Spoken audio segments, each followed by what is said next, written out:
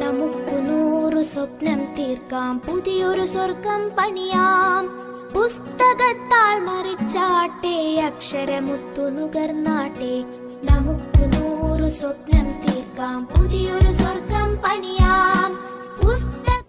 വിദ്യയല്ലോ മഹാധനം, മഹാന്മാർക്കു മഹാധനം.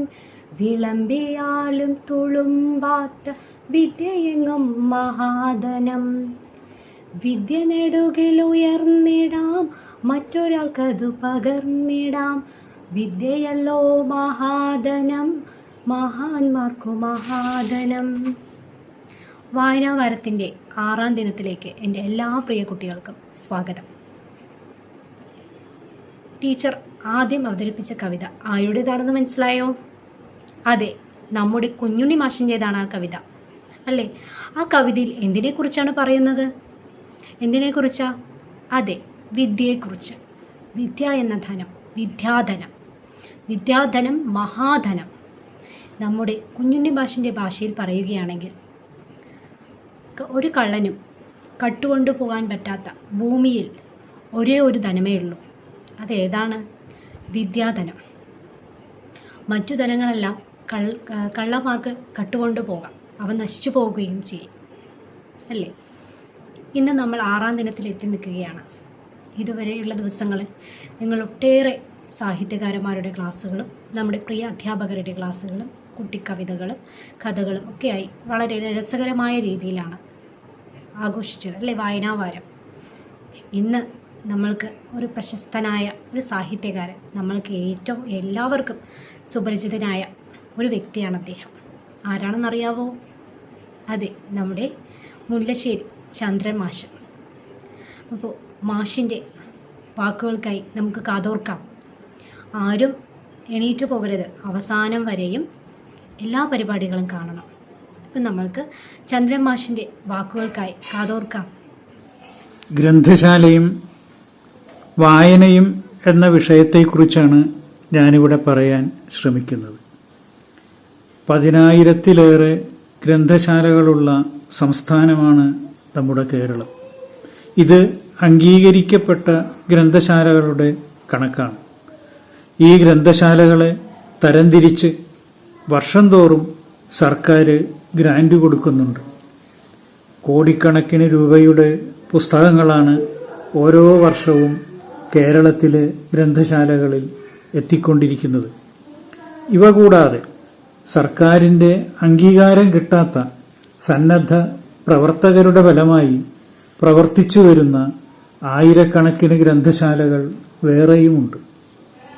ഇവയുടെ പ്രവർത്തന മൂലധനം അനുഭാവികളിൽ നിന്ന് പിരിച്ചെടുക്കുകയാണ് പതിവ്. ഗ്രന്ഥശാലകളോടനുബന്ധിച്ച് സൗകര്യമായി ഇരുന്ന് വായിക്കാനുള്ള വായനശാലകളും ഉണ്ടായിരിക്കും. അങ്ങനെ ഗ്രന്ഥശാലയും വായനശാലയും ഒന്നായി മാറുന്ന രീതിയാണ് ഇവിടെയുള്ളത്. ഇത് എല്ലാവർക്കും അറിയാവുന്ന കാര്യവുമാണല്ലോ. കലാലയങ്ങളിലും വിദ്യാലയങ്ങളിലും നല്ല രീതിയിൽ ഉപയോഗപ്പെടുത്താവുന്ന ഗ്രന്ഥശാലകളുണ്ട്. സ്കൂൾ തലത്തിൽ ഓരോ ക്ലാസ് മുറികളിലും ഒരുക്കപ്പെട്ട ചെറിയ ചെറിയ പുസ്തക അലമാരകൾ ചിലയിടങ്ങളിൽ കണ്ടുവരുന്നുണ്ട്. ഇവ എല്ലാ വിദ്യാലയങ്ങളിലും ഉണ്ടായിത്തീരേണ്ടതാണ്. ശാസ്ത്ര സാഹിത്യ പരിഷത്തിൻ്റെ ചിറ്റൂർ യൂണിറ്റാണ് ഇങ്ങനെയൊരു പൊതു സംരംഭത്തിന് അടിത്തറയിട്ടതെന്ന് എടുത്തു പറയേണ്ട സംഗതിയാണ്. മേൽപ്പറഞ്ഞവ കൂടാതെയാണ് സ്വകാര്യ വ്യക്തികൾ വീടുകളിൽ ഒരുക്കിയിട്ടുള്ള ഗ്രന്ഥശാലകൾ. ഇത്തരം ഗ്രന്ഥശാലകളുടെ സ്വഭാവത്തിൽ ചില പ്രത്യേകതകൾ കാണാറുണ്ട്. ചിലർ ഒരുക്കുന്നത് എല്ലാ വിഭാഗങ്ങളിലുമുള്ള പുസ്തകങ്ങളാണെങ്കിൽ മറ്റു ചിലർ കവിതകൾ മാത്രം, അല്ലെങ്കിൽ നാടകങ്ങൾ മാത്രം, അതുമല്ലെങ്കിൽ നോവലുകൾ മാത്രം ശേഖരിച്ചു വരും. ഇവ ഓരോരുത്തരുടെ അഭിരുചികൾക്കനുസരിച്ചായിരിക്കും എന്നു സാരം. എന്നാലും അങ്ങനെ തയ്യാറാക്കാനുള്ള മനസ്ഥിതി ഉണ്ടായല്ലോ എന്നതാണ് പ്രധാനം. ഇത്തരക്കാർ ചുറ്റുപാടുള്ള ആളുകൾക്ക് സൗജന്യമായി പുസ്തകങ്ങൾ വായിക്കാൻ കൊടുക്കുന്നുണ്ട്, കൊടുക്കാത്തവരുമുണ്ട്. ഓൺലൈൻ വഴി പുസ്തകങ്ങൾ വാങ്ങാനുള്ള സൗകര്യങ്ങൾ ഇന്നുണ്ട്. ഇമെയിൽ തുറന്നാൽ പുസ്തകങ്ങൾ മുതൽ വർത്തമാന പത്രങ്ങൾ വരെ വായിക്കാനുള്ള സംവിധാനവുമുണ്ട്. നമ്മുടെ ആഴ്ചപ്പതിപ്പുകളിലും മാസികകളിലും ഉള്ള QR കോഡുകൾ സ്കാൻ ചെയ്താൽ രചയിതാക്കളുടെ ശബ്ദത്തിൽ അവരുടെ രചനകൾ കേൾക്കാൻ കഴിയുന്നു. അത്തരത്തിൽ സാങ്കേതികവിദ്യ പുരോഗമിച്ച കാലഘട്ടത്തിലാണ് നമ്മുടെ ജീവിതം. വായനയുടെ മധുരോധാരത അനായാസമായി നമ്മുടെ ചെവികളിൽ വന്നു തൊടുകയാണ്. എന്നാൽ ഇതിനൊക്കെ ആര് ശ്രമിക്കുന്നു എന്നതാണ് പ്രശ്നം. മറ്റുള്ള കാര്യങ്ങൾക്കായി യഥേഷ്ടം സമയം കണ്ടെത്തുന്നവർ വായനയ്ക്കായി സമയം കണ്ടെത്തുന്നില്ല എന്നതാണ് വസ്തുത. മേൽപ്പറഞ്ഞ കാര്യങ്ങളുടെ ആധിക്യമുണ്ടാകുമ്പോഴാണ് നാട്ടിലുള്ള ഗ്രന്ഥശാലകളുടെയും വായനശാലകളുടെയും പ്രസക്തി വർദ്ധിക്കുന്നത്. വിവിധ ഭാഷകളിലുള്ള വർത്തമാനപത്രങ്ങളും മാസികകളും മറ്റും ഗ്രന്ഥശാലയോട് അനുബന്ധിച്ചുള്ള വായനശാലകളിൽ സജ്ജമാക്കിയിട്ടുണ്ടാവും. പത്രമാസികകൾ മുടങ്ങാതെ വായിക്കാനെത്തുന്നവരുടെ എണ്ണത്തിൽ കുറച്ചു കാലമായിട്ട് വളരെ കുറവ് വന്നിട്ടുണ്ട്. വരിസംഖ്യ കൊടുത്ത് ഗ്രന്ഥശാലകളിൽ നിന്ന് പുസ്തകങ്ങൾ എടുക്കുന്ന ശീലത്തിനും കുറവ് വന്നിരിക്കുന്നു. എന്താണിതിനു കാരണം?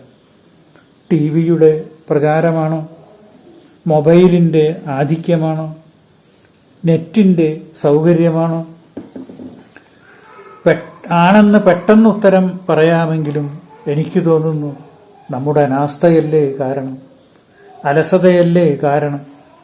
നമുക്കൊരു വായനാ സംസ്കാരം ഉണ്ടാക്കിയെടുക്കേണ്ടതുണ്ട്, അല്ലെങ്കിൽ പുതുക്കേണ്ടിയിരിക്കും. മുമ്പ് അതുണ്ടായിരുന്നു. മുമ്പ് നല്ല ജീവിതങ്ങൾ ഉണ്ടായിരുന്നു. അതുകൊണ്ട് നല്ല ജീവിത സന്ദേശങ്ങളും ഉണ്ടായിരുന്നു. അവ നല്ല രീതിയിൽ പറഞ്ഞു തരാനുള്ള കഴിവും ആത്മാർത്ഥതയുമുള്ള ആളുകളും ഉണ്ടായിരുന്നു. അന്നത്തെ തലമുറ നന്മകൾ കേട്ട് വളർന്നിരുന്നു. മൂല്യങ്ങൾ എന്തെന്ന് അറിഞ്ഞിരുന്നു. വിളക്കുവെച്ച് പാരായണം ചെയ്യുന്ന പുസ്തകങ്ങൾ അന്നുണ്ടായിരുന്നു. നിലവിളക്കിൻ്റെ പുണ്യപ്രഭയിൽ പാരായണം ചെയ്യാനുള്ള ഒരു പുസ്തകം പോലും ഇന്ന് ഇറങ്ങുന്നില്ല എന്നത് ഖേദകരമാണ്. ഇന്ന് പുസ്തകരചന വിൽപ്പനയുടെ തന്ത്രങ്ങൾക്കനുസരിച്ചാണ് നടക്കുന്നത്. നന്മകൾ ഘോഷിക്കുന്ന, മൂല്യങ്ങളെ പോഷിപ്പിക്കുന്ന രചനകൾ ഇക്കാലത്ത് മഷിയിട്ടു നോക്കിയാൽ പോലും കാണുകയില്ല. ധർമ്മമെന്നത് കൈമോശം വന്ന നിലയിലാണ്. ധർമ്മം പിച്ചക്കാരൻ്റെ കയ്യിൽ വീഴുന്ന നാണയമല്ല. അത് മനസ്സിലാക്കണമെങ്കിൽ ആഴത്തിലുള്ള വായന വേണം. വായിച്ചാൽ വളരുമെന്നും വായിച്ചില്ലെങ്കിൽ വളയുമെന്നും കവി പറഞ്ഞത് അതുകൊണ്ടാണ്. ആഴത്തിലുള്ള വായന അതെവിടെ പോയി? നമ്മുടെ അന്വേഷണം ആ വഴിക്കായി തീരട്ടെ എന്നാണ് എൻ്റെ അഭിപ്രായം. വായന ചെറുപ്പം മുതലേ ശീലിക്കണം. ചൊട്ടയിലെ ശീലം ചുടല വരെ എന്നാണല്ലോ ചൊല്ല്. ശീലിപ്പിക്കാൻ ശിക്ഷണം ലഭിച്ചവരുടെ അഭാവമാണ് വലിയൊരു പരിമിതി. പുതിയ തലമുറയുടെ ഭാവിയാണ് നമ്മുടെ മുമ്പിലുള്ള പ്രധാന കടമ്പ. സ്നേഹവും വിശ്വാസവും എന്തെന്ന് അവരറിയണം. കൊള്ളേണ്ടത് കൊള്ളാനും തള്ളേണ്ടത് തള്ളാനും പഠിക്കണം. സത്യം, കരുണ, ദയ, ദാക്ഷിണ്യം, സഹിഷ്ണുത, സാഹോദര്യം മുതലായ മൂല്യങ്ങൾ ഉൾക്കൊള്ളണം. ആചാരവും അനുഷ്ഠാനവും ഗ്രഹിക്കണം. അധർമ്മവും അസത്യവും കൊണ്ടുണ്ടാകുന്ന ദുരിതങ്ങളുടെ കഥകൾ അവർക്ക് പാഠമാകണം. സംസ്കാരത്തിൻ്റെ സദ്ബലങ്ങൾ എന്തെന്നറിയണം. ഭൂതദയ, പരിസ്ഥിതി പാലനം, ശുചിത്വനിഷ്ഠ, ഈശ്വരചിന്ത എന്നിവയുടെ ഔത്കൃഷ്ട്യം മനസ്സിലാക്കണം. നഷ്ടപ്പെട്ടുകൊണ്ടിരിക്കുന്ന പൈതൃക സമ്പത്ത് നേടിയെടുക്കേണ്ടതുണ്ട്. അതിനായി പുതുതലമുറ ആ പൈതൃക സമ്പത്ത് എന്തെന്ന് മനസ്സിലാക്കണം.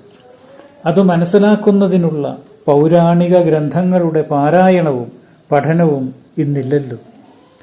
ഇതിഹാസങ്ങളും പഞ്ചതന്ത്രവും നീതിശാസ്ത്രവും ഇവിടെ അന്യം നിന്നുപോയല്ലോ.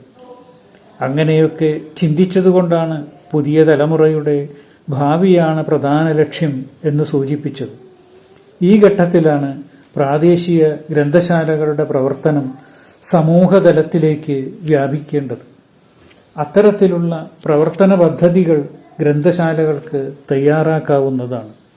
അപ്പോൾ പുസ്തക വിതരണം മാത്രമല്ല ഗ്രന്ഥശാലകളുടെ ചുമതല എന്ന് വന്നുചേരുന്നു.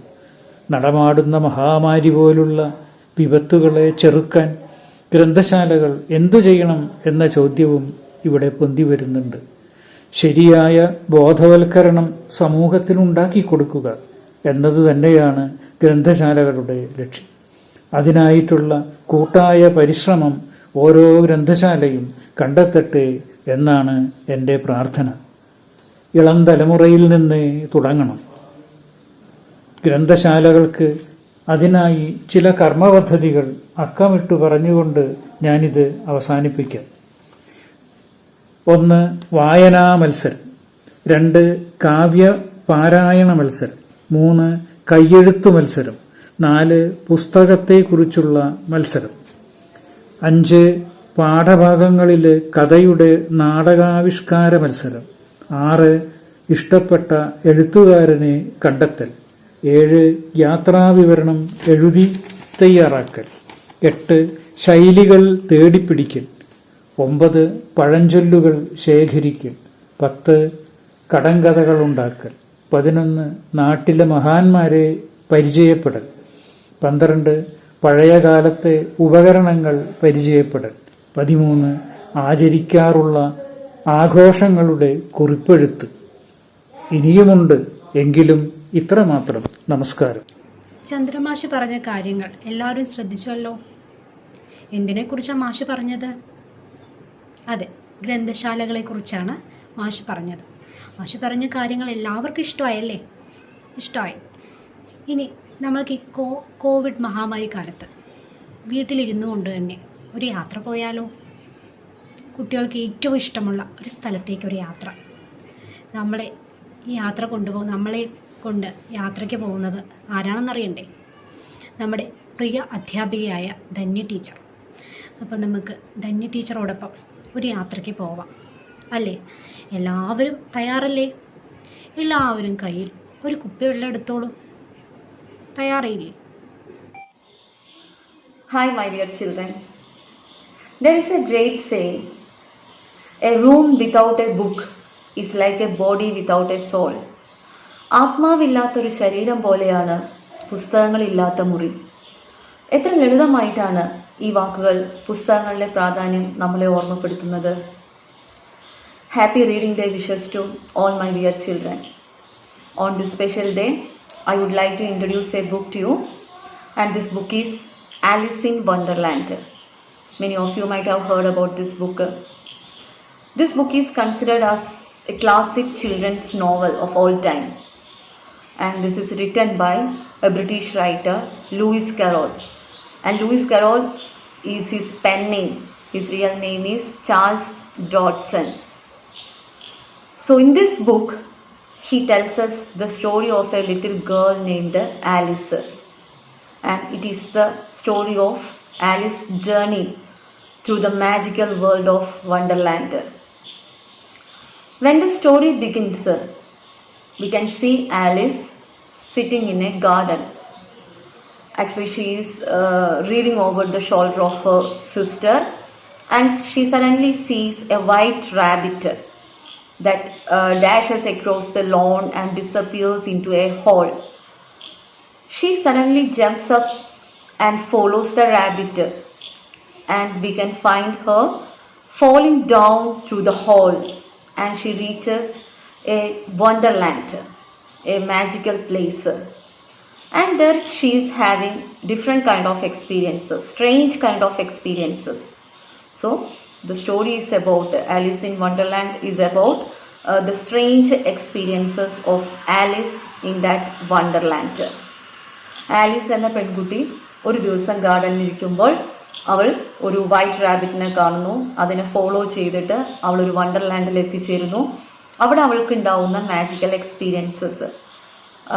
experiences like when she drinks a glass of water, she becomes smaller in size, and when she eats a piece of cake, she becomes bigger. Such kind of experiences അവൾക്ക് കേൾക്കുന്നു. പൂന്തോട്ടത്തിൽ പൂക്കൾ പരസ്പരം സംസാരിക്കുന്നത് അവൾക്ക് കേൾക്കുന്നു. അതുപോലെ അവൾ കരയുമ്പോഴത്തേക്കും ആ കണ്ണീര് നിറഞ്ഞതൊരു തടാകം പോലെ ആയിട്ട് അവൾ അതിൽ വീണു പോകുന്നു. ഇത്തരം എക്സ്പീരിയൻസസ് ആണ്, ഇത്തരം സ്ട്രേഞ്ച് മാജിക്കൽ എക്സ്പീരിയൻസസ് ആണ് ആലീസ് ഇൻ വണ്ടർലാൻഡിൽ പറയുന്നത്. Then why I recommend this book to you is simply because first of all it is very short, ചെറിയൊരു ബുക്കാണ്. And the version that I have with me, it is not the original version, it is an edition by H&C publication, and it is actually a simplified version. Very simple language is used here, and it is very attractive with the colorful illustrations. So it looks very attractive and you may find it very interesting. And it is full of, I told you, magical elements. So there is a scope for imagination. It will enhance your imagination. So that is why I recommend this book to you. Okay, let me read the beginning part of the story Alice in Wonderland. You please listen to me reading. Once upon a time, there lived a little girl named Alice. One day, she was beginning to get very tired of sitting by her sister on the bank of a river. It was a hot day and Alice was sleepy. Her sister was reading a book. Once or twice, Alice had peeped into the book, but it had no pictures or conversation in it. Suddenly, she saw a white rabbit with pink eyes running nearby. The rabbit was wearing a waistcoat. As Alice watched, it took out a pocket watch and cried out, oh dear, I shall be too late." Alice was very surprised to see that. She started to her feet, for it flashed across her mind that she had never before seen a rabbit with either a waistcoat or a pocket watch to take out of it. Burning with curiosity, she ran across the field after it, and was just in time to see it poke down a large rabbit hole under the hedge. In another moment, Alice followed it, never considering how in the world she was to get out again. The rabbit hole went straight on like a tunnel for some way, and then dipped suddenly down. So, this is the beginning part of the story, and like this, the story continues. So if you want to know the rest of the story, you have to read it yourself. സ്വയം ഇത് വായിച്ച് നിങ്ങളിതിൻ്റെ ബാക്കി എന്തൊക്കെയാണ് സംഭവിക്കുന്നത് എന്ന് മനസ്സിലാക്കുക. When this pandemic situation is over, the school will open and you may collect this book from the school library. Okay? Now, stay home, stay safe. Thank you. എല്ലാവർക്കും യാത്ര എങ്ങനെ ഉണ്ടായിരുന്നു? നല്ല രസകരമായിരുന്നില്ലേ? ഏത് സ്ഥലത്തേക്കാണ് നമ്മൾ പോയത്? അതെ, വണ്ടർലാൻഡ്. അതിമനോഹരമായൊരു സ്ഥലത്തേക്ക്. അപ്പോൾ യാത്രയൊക്കെ കഴിഞ്ഞ് നമ്മൾക്ക് വല്ലാത്ത ക്ഷീണമൊക്കെ തോന്നും അല്ലേ? അപ്പോൾ നമുക്ക് അല്പം വിശ്രമിക്കുന്നതോടൊപ്പം തന്നെ നമ്മൾക്ക് നമ്മുടെ പ്രിയ കൂട്ടുകാരി അൻസികയുടെ ഒരു കവിത കേട്ടാലോ? എന്റെ പേര് അൻസിക. ഞാൻ 4th Cയിൽ പഠിക്കുന്നു. ഞാനിവിടെ ചൊല്ലാൻ പോകുന്നത് വായനാ ദിനവുമായി ബന്ധപ്പെട്ട ഒരു കൊച്ചു കവിതയാണ്. പുസ്തകമെന്ന ചിപ്പിക്കുള്ളിൽ വിജ്ഞാനങ്ങൾ പലതാണ്. കഥകൾ, കവിതകൾ, പാട്ടുകൾ, അങ്ങനെ പലതരം അറിവാണ്. അക്ഷരമധുരം നുണയാനായി പുസ്തക വായന ശീലിക്കാം. അറിവില്ലെങ്കിൽ നാമില്ല, അറിവിലഹന്ത പാടില്ല. വായിക്കാനായി എഴുതരുത്, എഴുതാനായി വായിക്കരുത്.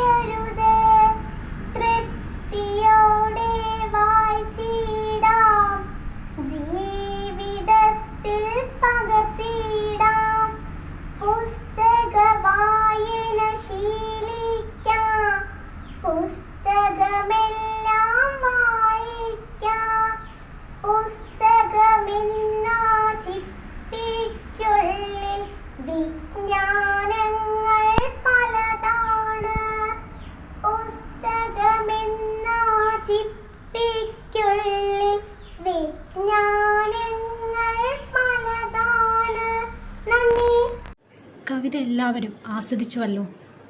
അതിമനോഹരമായൊരു കവിതയായിരുന്നു അല്ലേ? ഇനി നമ്മൾക്ക് ഒരു പ്രസംഗം കേട്ടാലോ? നമുക്ക് വേണ്ടി ഒരു പ്രസംഗം അവതരിപ്പിക്കുന്ന ആരാന്നറിയാമോ? 5ാം തരത്തിൽ പഠിക്കുന്ന സുജീവ് കൃഷ്ണ. അപ്പോൾ നമുക്ക് ആ പ്രസംഗം ഒന്ന് കേട്ടാലോ? Respected headmistress, teachers, parents, and my dear friends, good morning to all. One child, one teacher, one pen, and one book can change the world, says Malala. As you all know, today, 19th of June, our state celebrates Reading Day in the remembrance of Sri P.N. Panikkar, the father of library movement. It's true, we are locked in our home due to COVID-19, but it is the best time to open to the wonderful world of books. Say goodbye to mobile games and tabs. Read at least one book in a week. Book is a gift. You can open it again and again. There is no friend as loyal as a book, reminding you once again that reading does not get over in a day or week. It's lifelong process. Come and read in the wonderful world of knowledge. Thank you.